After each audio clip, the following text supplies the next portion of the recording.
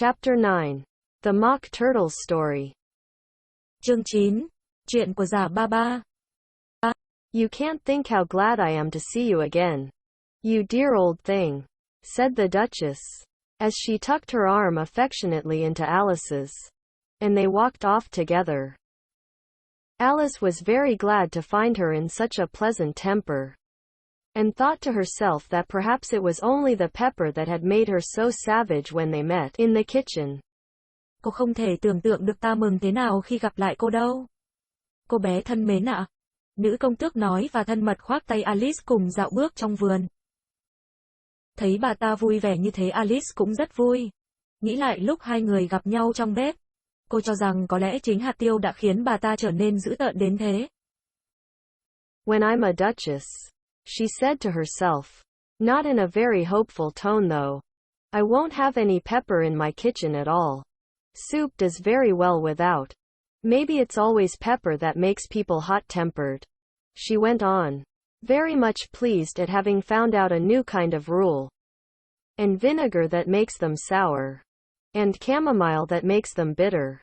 And barley sugar and such things that make children sweet-tempered. I only wish people knew that. Then they wouldn't be so stingy about it. You know. Nữ công tước nói tiếp. Khi ta trở về địa vị nữ công tước, trong bếp của ta sẽ không còn chút hạt tiêu nào nữa. Không có hạt tiêu thì súp vẫn ngon. Có thể chính hạt tiêu đã làm cho con người ta trở nên nóng tính. Nữ công tước có vẻ rất hài lòng vì đã phát hiện ra một quy luật mới. Và giấm khiến người ta trở nên chua ngoa.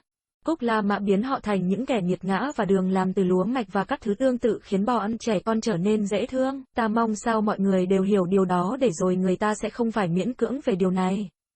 Cô hiểu chứ? She had quite forgotten the Duchess by this time, and was a little startled when she heard her voice close to her ear. You're thinking about something, my dear, and that makes you forget to talk. I can't tell you just now what the moral of that is. But I shall remember it in a bit. Perhaps it hasn't one, Alice ventured to remark. Tut, tut, child, said the Duchess. Everything's got a moral. If only you can find it. And she squeezed herself up closer to Alice's side as she spoke.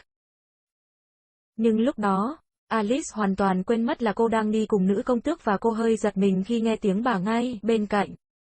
Cô đang nghĩ gì mà quên cả nói chuyện thế hả cô bé yêu quý? Lúc này ta không thể nói với cô tinh thần của việc này ra sao. Nhưng ít nhiều ta cũng sẽ nhớ tới chuyện này đấy. Có thể chuyện này không có tinh thần. Alice đánh liều nhận xét. Ồ, cô bé, mọi vật đều có tinh thần cả đấy. Chỉ có điều cô có nhận ra nó hay không thôi. Nữ công tước vừa nói vừa ép sát người vào Alice. Alice did not much like keeping so close to her. First, because the Duchess was very ugly. And secondly, because she was exactly the right height to rest her chin upon Alice's shoulder. And it was an uncomfortably sharp chin. However, she did not like to be rude. So she bore it as well as she could. The game's going on rather better now, she said, by way of keeping up the conversation a little. 'Tis so, said the Duchess. And the moral of that is, oh, 'tis love, that makes the world go round. Alice không thích nữ công tước cứ tựa sát vào người cô. Thứ nhất là vì bà ta rất xấu. Thứ hai vì bà ta cao đúng tầm để đặt cái cằm lên vai Alice. Đó là một cái cằm rất nhọn và khi nó tì lên vai Alice, cô cảm thấy rất khó chịu. Tuy vậy, Alice không muốn tỏ ra là người thô lỗ nên cô đành cố chịu. Alice nói. Bây giờ cuộc chơi có vẻ hay hơn rồi đấy. Đúng vậy. Và tinh thần của nó là... Ồ, đó là tình yêu. Là tình yêu. Nó làm thế giới này hoàn hảo. Somebody said, Alice whispered, that it's done by everybody minding their own business. Ah, well, it means much the same thing, said the Duchess, digging her sharp little chin into Alice's shoulder as she added. And the moral of that is, take care of the sense. And the sounds will take care of themselves. How fond she is of finding morals in things. Alice thought to herself. Có người nói rằng, Alice thì thầm, sở dĩ như vậy là do mọi người đều để tâm tới công việc của mình. Nó cũng có nghĩa như nhau cả thôi. Nữ công tước nói và ấn cái cằm nhọn vào vai Alice. Và tinh thần của nó là, hãy quan tâm đến ý nghĩa của sự việc, còn những lời đồn đại hãy bỏ ngoài tai. Alice nghĩ bụng, bà ta thích tìm hiểu tinh thần của mọi vật thật. I dare say you're wondering why I don't put my arm round your waist, the Duchess said after a pause. The reason is that I'm doubtful about the temper of your flamingo. Shall I try the experiment? He might bite, Alice cautiously replied, not feeling at all anxious to have the experiment tried. Im lặng một lúc, nữ công tước lại tiếp tục. Ta dám chắc là cô đang tự hỏi vì sao ta lại không vòng tay ôm eo cô. Là bởi vì ta không rõ lắm về tính khí con hồng hạc của cô. Ta có thể thử một chút được không? Lúc này, Alice vẫn đang cắp con hồng hạc dưới nách. Nó có thể cắn bà đấy. Alice đáp với vẻ thận trọng. Thật ra cô chẳng lo lắng gì cho bà công tước nếu bà ta cứ thích tiến hành cái cuộc thử nghiệm kia. Very true, said the Duchess. Flamingos and mustard both bite. And the moral of that is, birds of a feather flock together. Only mustard isn't a bird, Alice remarked. Đúng đấy, hồng hạc và mù tạt đều biết cắn cả. Và tinh thần của nó là, những con chim có cùng một thứ lông thì bay cùng nhau. Nhưng mù tạt không phải là chim. Right, as usual, said the Duchess. What a clear way you have of putting things. It's a mineral, I think, said Alice. Of course it is, said the Duchess, who seemed ready to agree to everything that Alice said. There's a large mustard mine near here. And the moral of that is, the more there is of mine, the less there is of yours. Oh, I know, exclaimed Alice, who had not attended to this last remark. It's a vegetable. It doesn't look like one. But it is. Đúng, bình thường thì đúng là như thế. Cô phân biệt mọi vật rõ ràng thật đấy. Cháu nghĩ mù tạt là một loại khoáng chất. Tất nhiên, nữ công tước tỏ ra sẵn sàng tán thành tất cả những gì Alice nói. Gần đây có một mỏ mù tạt rất lớn. Và tinh thần của nó là, ta càng có nhiều thì ngươi càng có ít. Ồ, cháu nghĩ ra rồi. Alice reo lên. Cô không để ý đến câu nói cuối cùng của nữ công tước. Nó là một loại rau. Mặc dù mù tạt trông không giống rau nhưng nó chính là một loại rau. I quite agree with you, said the Duchess. And the moral of that is, be what you would seem to be.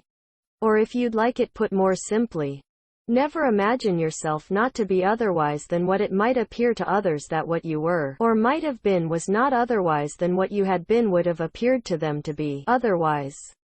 I think I should understand that better, Alice said very politely, if I had it written down. But I can't quite follow it as you say it. That's nothing to what I could say if I chose, the Duchess replied, in a pleased tone. Pray don't trouble yourself to say it any longer than that, said Alice. Ta hoàn toàn đồng ý với cô. Tinh thần của điều này là, hãy là chính mình, hoặc nếu cô muốn nói một cách đơn giản hơn thì đừng bao giờ tưởng tượng mình không phải là mình, rằng mình khác với cái hình bóng đã từng xuất hiện trước mọi người. Rằng mình đã và có thể khác với hình bóng trước đó. Cháu nghĩ cháu có thể hiểu rõ hơn những câu bà nói nếu cháu viết nó ra. Còn bây giờ, cháu sợ rằng cháu không thể kịp hiểu hết những lời bà nói. Nếu ta được lựa chọn các từ ngữ thì những câu ta nói đã chẳng có gì là khó hiểu cả. Nữ công tước vẫn vui vẻ nói. Lạy Chúa, vậy thì bà đừng tự gây rắc rối cho mình nữa. Đừng nói những câu như thế nữa. Oh, don't talk about trouble, said the Duchess. I make you a present of everything I've said as yet. A cheap sort of present, thought Alice. I'm glad they don't give birthday presents like that. But she did not venture to say it out loud. Ồ, chớ nên nói đó là rắc rối. Tất cả những điều ta nói đều là món quà tặng cô đấy. Một thứ quà rẻ tiền. Mình rất vui khi họ không tặng quà sinh nhật như vậy. Alice nghĩ nhưng cô không dám nói ra. Thinking again, the Duchess asked, with another dig of her sharp little chin. I've a right to think, said Alice sharply, for she was beginning to feel a little worried. Just about as much right, said the Duchess, as pigs have to fly. And the M. Lại nghĩ ngợi gì thế? Nữ công tước hỏi trong khi cái cằm của bà ta lại nhấn thêm phát nữa vào vai Alice. Cháu có quyền được nghĩ chứ?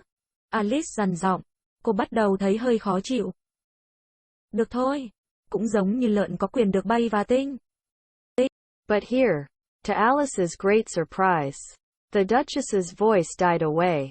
Even in the middle of her favorite word, moral, and the arm that was linked into hers began to tremble. Alice looked up, and there stood the Queen in front of them, with her arms folded, frowning like a thunderstorm. A fine day, Your Majesty, the Duchess began in a low, weak voice. Nữ công tước bỗng im bặt, thậm chí cái tự tinh thần ưa thích của bà cũng không kịp bật ra hết. Toàn thân bà run bần bật. Alice kinh ngạc nhìn bà và rồi cô ngước nhìn lên. Hoàng hậu đã đứng ngay trước mắt họ. Hai tay khoanh trước ngực. Mặt mày cau có. Giông bão nổi lên đến nơi rồi. Kính chúc lệnh bà một ngày tốt lành. Nữ công tước cất giọng yếu ớt nói. Now, I give you fair warning, shouted the Queen, stamping on the ground as she spoke. Either you or your head must be off. And that in about half no time. Take your choice. The Duchess took her choice, and was gone in a moment. Còn ta thì mang đến cho ngươi lời cảnh báo rõ ràng. Hoàng hậu gào lên, vừa gào vừa dậm chân thình thịch. Ngươi xéo ngay hoặc cái đầu của ngươi sẽ bị chặt.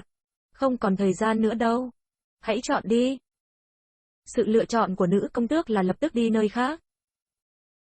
Let's go on with the game, the Queen said to Alice.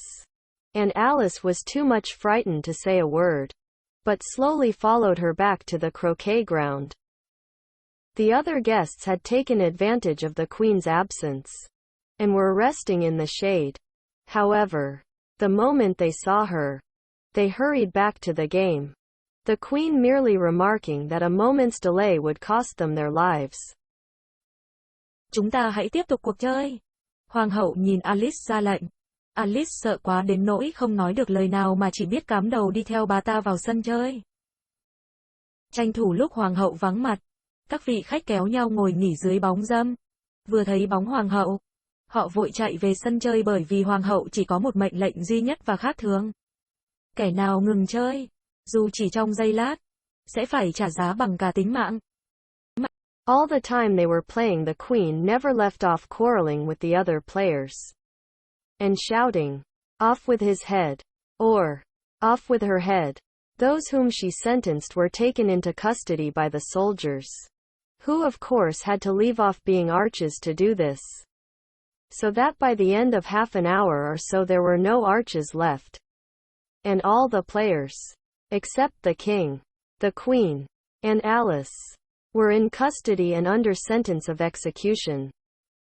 Trong suốt thời gian chơi, hoàng hậu không ngừng cãi nhau với những người chơi và cũng không ngừng gào thét chặt đầu thằng này, hoặc chặt đầu kia. Những người bị hoàng hậu ra lệnh chặt đầu lập tức bị quân lính mang đi rồi giam vào ngục. Đó chính là những người lính đang cong mình làm thành các hình vòng cung và tất nhiên khi mang tội nhân đi, họ cũng bỏ đi luôn. Thế là khoảng nửa giờ sau chẳng còn lại cái vòng cung nào và cũng chẳng còn người chơi nào ngoại trừ vua, hoàng hậu và Alice. Tất cả người chơi đều đã bị tống giam chờ hành quyết. Then the Queen left off, quite out of breath, and said to Alice, "Have you seen the mock turtle yet?" "No," said Alice. "I don't even know what a mock turtle is." "It's the thing mock turtle soup is made from," said the Queen. "I never saw one, or heard of one," said Alice. "Come on, then," said the Queen, "and he shall tell you his history." Lúc đó hoàng hậu đành rời sân chơi. Thở không ra hơi vì đã quá mệt. Bà ta hỏi Alice. Ngươi đã nhìn thấy con giả ba ba bao giờ chưa? Chưa ạ. Thậm chí tôi còn chưa biết giả ba ba là gì. Nó là con vật dùng để làm món súp giả ba ba đấy. Tôi chưa từng thấy và cũng chưa nghe nói về nó. Thế thì đi theo ta. Ngươi sẽ được nghe nó kể về bản thân. As they walked off together, Alice heard the king say in a low voice to the company generally, "You are all pardoned. Come. That's a good thing," she said to herself, for she had felt quite unhappy at the number of executions the queen had ordered. Thế là Alice đi cùng hoàng hậu và cô còn kịp nghe thấy vua nói nhỏ, giọng nhẹ nhàng. Cô được ân xá rồi đấy. Alice nói với mình, đi thôi. Mình thế là may mắn lắm rồi. Cô cảm thấy rất buồn trước việc có quá nhiều người bị hoàng hậu ra lệnh hành quyết. They very soon came upon a griffin, lying fast asleep in the sun. If you don't know what a griffin is, look at the picture. Up, lazy thing, said the queen, and take this young lady to see the mock turtle, and to hear his history. I must go back and see after some executions I have ordered. And she walked off, leaving Alice alone with the griffin. Alice did not quite like the look of the creature, but on the whole she thought it would be quite as safe to stay with it as to go after that savage queen, so she waited. Hoàng hậu và Alice mới đi được một đoạn ngắn thì đã đến chỗ con quái vật sư tử đầu chim đang nằm dưới nắng lim dim ngủ. Dậy mau, đồ lười biếng, hãy đưa cô bé này đến gặp giả ba ba để cô ta nghe nó kể chuyện. Ta còn phải quay lại xem các vụ hành quyết mà ta ra lệnh đã được tiến hành đến đâu rồi. Nói xong bà ta đi luôn để lại Alice một mình với sư tử đầu chim. Alice hoàn toàn không thích hình dạng con vật này. Nhưng cô nghĩ đi cùng bà hoàng bạo ngược kia so với việc ở lại cùng con quái vật này thì độ an toàn cũng như nhau cả thôi, vì thế cô cứ đứng chờ xem sao. The griffin sat up and rubbed its eyes. Then it watched the queen till she was out of sight. Then it chuckled. What fun, said the griffin, half to itself, half to Alice. Sư tử đầu chim ngồi dậy và dụi mắt. Nó nhìn theo hoàng hậu cho đến khi bà ta đi khuất rồi tủm tỉm. Buồn cười thật đấy, sư tử đầu chim nói. Nửa cho nó nửa cho Alice. What is the fun, said Alice. Why, she, said the griffin, it's all her fancy, that, they never executes nobody, you know, come on. Everybody says, come on, here, thought Alice, as she went slowly after it. I never was so ordered about in all my life. Never. Buồn cười cái gì cơ? Alice hỏi. Cái gì ư? Cười bà ta đấy. Tất cả đều do bà ta tưởng tượng ra cả. Bởi vì cô biết đấy. Họ chẳng bao giờ hành quyết được ai cả. Đi nào. Alice đi theo sư tử đầu chim. Vừa đi vừa nghĩ. Ở đây ai cũng nói, đi nào, cả đời mình chưa bao giờ bị ra lệnh như thế này. Chưa bao giờ. They had not gone far before they saw the mock turtle in the distance, sitting sad and lonely on a little ledge of rock. And, as they came nearer, Alice could hear him sighing as if his heart would break. She pitied him deeply. What is his sorrow? She asked the griffin. And the griffin answered, very nearly in the same words as before. It's all his fancy. That. He hasn't got no sorrow. You know. Come on. So they went up to the mock turtle, who looked at them with large eyes full of tears, but said nothing. Họ đi chưa bao xa thì đã thấy giả ba ba đang ngồi ủ rũ một mình trên tảng đá. Khi Alice và sư tử đầu chim đến gần, cô nghe tiếng giả ba ba thở dài cứ như là trái tim nó đã tan vỡ. Alice thương cảm vô cùng. Cô hỏi sư tử đầu chim. Chuyện gì đã khiến giả ba ba buồn bã đến thế? Sư tử đầu chim trả lời gần giống câu nói lúc trước của nó. Tất cả đều do anh ta tưởng tượng ra cả thôi. Anh ta chẳng có nỗi buồn nào cả. Đi nào. Cả hai đến trước mặt giả ba ba. Giả ba ba nhìn họ bằng đôi mắt to đẫm lệ nhưng không nói gì. This here young lady, said the griffin. She wants for to know your history. She do. I'll tell it her, said the mock turtle in a deep, hollow tone. Sit down, both of you, and don't speak a word till I've finished. Đây là một cô bé. Cô ấy muốn nghe chuyện của anh. Sư tử đầu chim giới thiệu. Tôi sẽ kể cho cô ấy nghe. Cả hai ngồi xuống đi và xin đừng nói lời nào cho đến khi tôi kể xong câu chuyện. Già ba ba nói. Giọng nó nghe trầm và ồm. So they sat down. And nobody spoke for some minutes. Alice thought to herself, I don't see how he can ever finish. If he doesn't begin. But she waited patiently. Once, said the mock turtle at last. With a deep sigh. I was a real turtle. Alice và sư tử đầu chim ngồi xuống và trong vài phút. Không ai nói gì. Alice nghĩ. Chẳng biết bao giờ nó mới kết thúc câu chuyện nếu nó không chịu bắt đầu. Nhưng rồi cô cũng kiên nhẫn chờ đợi. Cuối cùng, sau một tiếng thở dài, già ba ba bắt đầu. Ngày xưa, tôi thật sự là rùa. These words were followed by a very long silence, broken only by an occasional exclamation of HJCKRRH from the griffin, and the constant heavy sobbing of the mock turtle. Alice was very nearly getting up and saying, Thank you, sir, for your interesting story, but she could not help thinking there must be more to come. So she sat still and said nothing. Thế rồi lại im lặng kéo dài và chỉ có tiếng thở huých.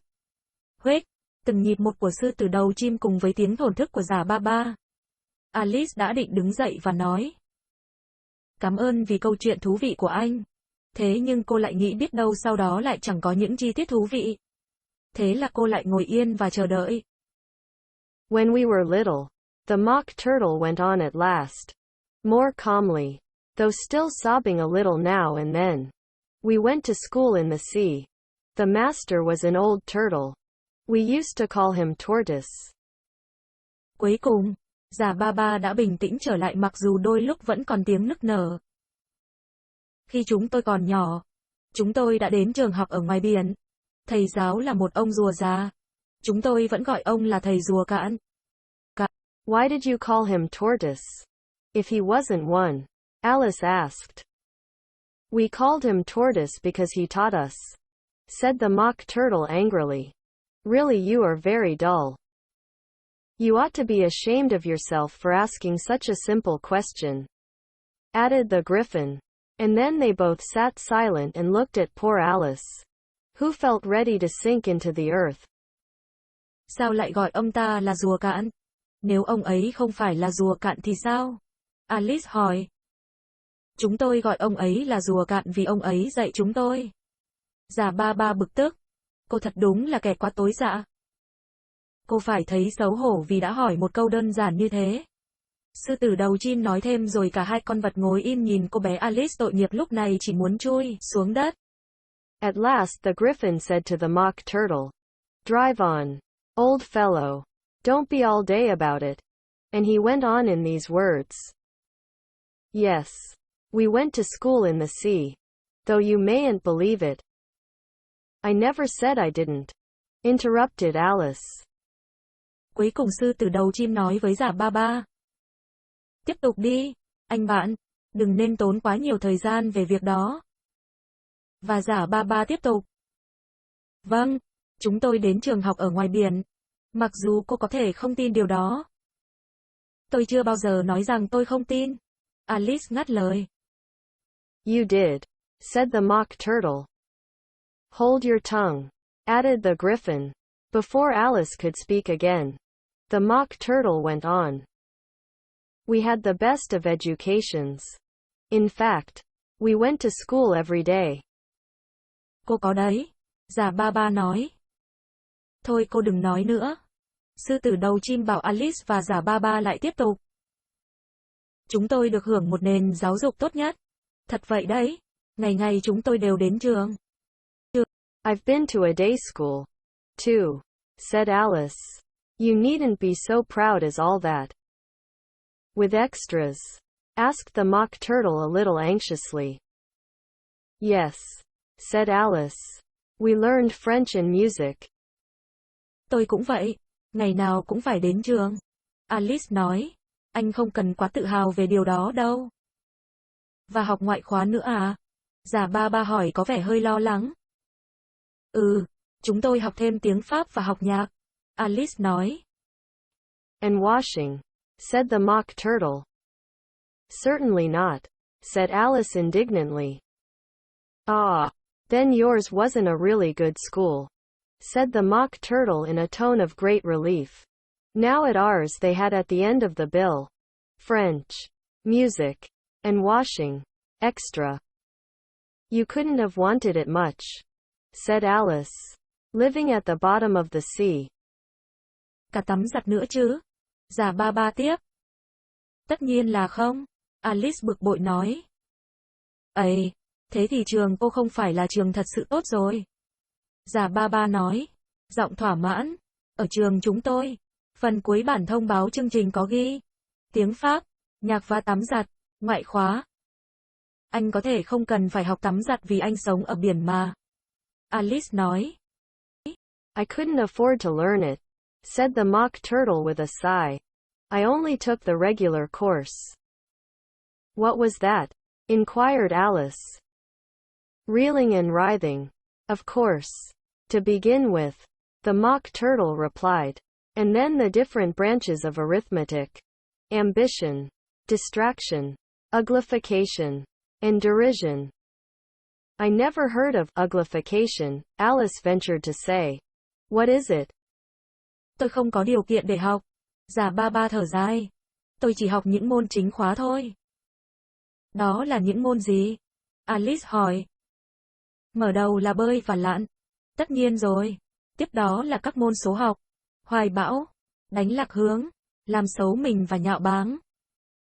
Tôi chưa bao giờ được nghe về môn làm xấu mình. Alice đánh bạo hỏi. Đó là môn gì thế? The Griffin lifted up both its paws in surprise. What? Never heard of uglifying, it exclaimed. You know what to beautify is, I suppose. Yes, said Alice doubtfully. It means to make anything prettier. Well, then, the Griffin went on, if you don't know what to uglify is, you are a simpleton. Sư tử đầu chim giơ cả hai chân lên trời ngạc nhiên. Cái gì? Chưa bao giờ nghe nói đến môn làm xấu mình ư? Vậy cô biết thế nào là làm đẹp chứ? Tôi biết, đó là làm cho cái gì đó đẹp hơn. Alice nói không tự tin lắm. Ồ, thế thì nếu cô không biết thế nào là làm xấu thì cô đúng là đồ ngốc. Sư tử đầu chim nói tiếp. Alice did not feel encouraged to ask any more questions about it. So she turned to the Mock Turtle and said, What else had you to learn? Well, there was mystery, the Mock Turtle replied, counting off the subjects on his flappers. Mystery, ancient and modern, with seaography, then drawling. The drawling master was an old conger eel that used to come once a week. He taught us drawling, stretching, and fainting in coils. What was that like? Said Alice. Alice không còn đủ dũng khí để hỏi thêm nữa. Cô quay sang Già ba ba. Thế anh còn phải học những gì nữa? Ồ, còn môn thần bí học. Già ba ba xòe tay ra đếm. Thần bí học cổ điển và hiện đại. Hải dương học rồi môn dài giọng. Thầy dạy môn này là một ông lươn biển già. Mỗi tuần ông ta đến dạy một buổi. Ông đã dạy chúng tôi cách nói kéo dài giọng. Duỗi dài mình ra. Là người đi. Cuộn mình lại. Nghĩa là thế nào? Alice hỏi. Well, I can't show it you myself. The Mock Turtle said. I'm too stiff. And the Griffin never learned it. Hadn't time, said the Griffin. I went to the classics master. Though, he was an old crab. He was. Tôi không thể biểu diễn cho cô xem được. Người tôi cứng quá. Còn sư tử đầu chim thì lại chẳng bao giờ học môn này cả. Già ba ba nói. Làm gì có thời gian mà học. Sư tử đầu chim nói. Tuy vậy tôi cũng đã đến học một ông thầy dạy môn cổ điển. Đó là một ông cua già. I never went to him. The Mock Turtle said with a sigh. He taught laughing and grief. They used to say. So he did, said the Griffin, sighing in his turn, and both creatures hid their faces in their paws. And how many hours a day did you do lessons? Said Alice, in a hurry to change the subject. Tôi thì chẳng bao giờ học ông ấy cả. Già ba ba nói. Mọi người bảo rằng ông ấy chỉ dạy cười và buồn khổ thôi. Đúng đấy. Đúng là như thế. Đến lượt sư tử đầu chim thở dài và cả hai giấu mặt sau các cặp móng vuốt. Thế mỗi ngày các anh phải học bao nhiêu giờ? Alice hỏi để nhanh chóng chuyển chủ đề. 10 hours the first day, said the mock turtle. 9 the next. And so on. What a curious plan, exclaimed Alice. That's the reason they're called lessons, the griffin remarked. Because they lesson from day to day. Ngày đầu là 10 tiếng. Ngày tiếp đó là 9 tiếng và cứ tiếp tục như thế. Già ba ba đáp. Thật là một chương trình học lạ lùng. Alice kêu lên. Vì thế nên nó mới bị gọi là giờ học. Sư tử đầu chim giải thích. Bởi vì giờ học cứ ngày một giảm dần. Chú thích. Trong tiếng Anh từ giờ học là lesson đồng âm với lesson nghĩa là ít hơn. Giảm dần. This was quite a new idea to Alice. And she thought it over a little before she made her next remark. Then the 11th day must have been a holiday. Of course it was, said the mock turtle. And how did you manage on the 12th? Alice went on eagerly. That's enough about lessons. The griffin interrupted in a very decided tone. Tell her something about the games now. Đây đúng là một phát hiện vô cùng mới. Thế thì ngày thứ 11 phải là ngày nghỉ. Alice lên tiếng sau một hồi tính toán. Tất nhiên đó là ngày nghỉ. Già ba ba đáp. Thế thì ngày thứ 12 các anh làm gì? Alice hào hứng hỏi tiếp. Nói về các bài học thế là đủ rồi. Sư tử đầu chim ngắt lời và bằng một giọng dứt khoát nó nói. Bây giờ hãy kể cho cô ta nghe về các trò chơi đi.